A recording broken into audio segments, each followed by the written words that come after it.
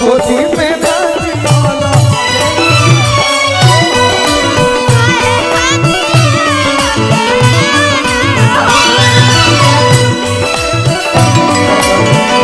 अरे की होला न भील कुर्ती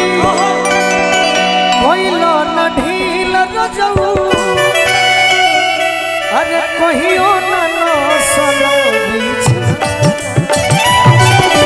हाय हाय अरे काहे खाती काहे खाती जवना करवन तो गोदी में बाजी वाला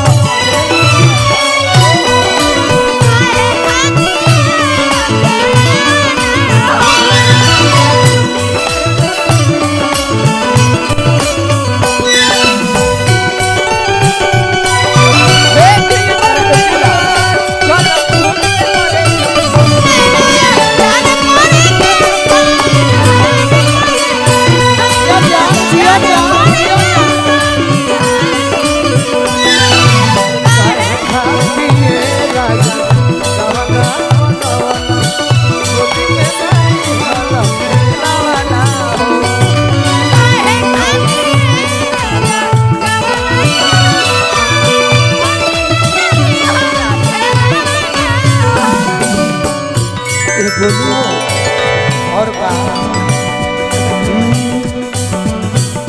कोई सिंगार होई रजन सधावेला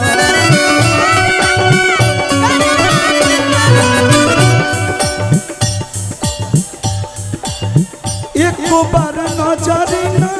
हम पे घुमावे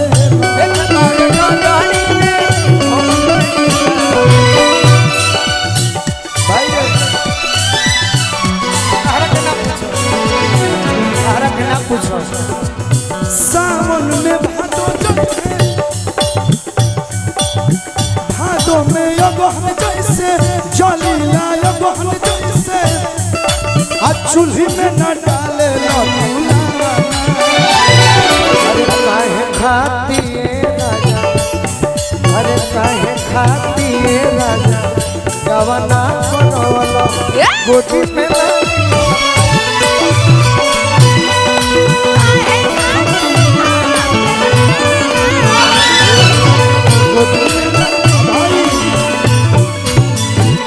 तोर दिलावा मोर दिलावा हम जेकरा के प्रेम करी ना ओकरा के करी ना हमारा गाना गौला से गाना सुपर डुपर हिट होई आ नहीं ना गौला से कुछ होई लेकिन एक कलाकार जब दूसरा कलाकार के गाना गावेला तो सामने वाला के लागेला कि ना हमनी के एगो परिवार बानी जा परिवार कहला से ना होला परिवार खातिर अपना आप को समर्पित करे के पड़ेला और आज ना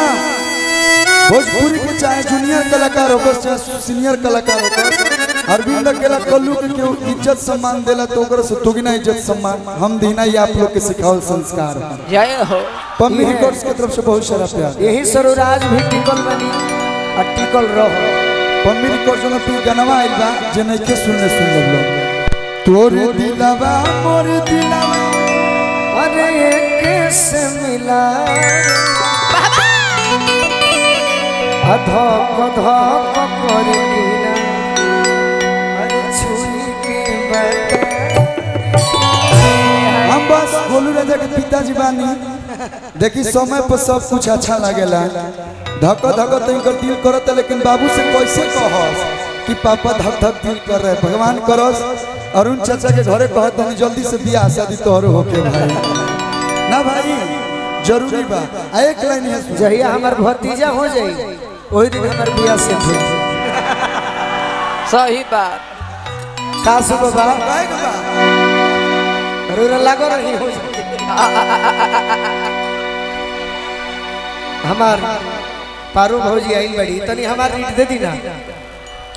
अब बड़ी यहाँ के उच्च स्तर के कलाकार हमार चाची बिजली रानी जी, गीता रानी जी, तारा रानी जी, पारू रानी जी। एक दिन हम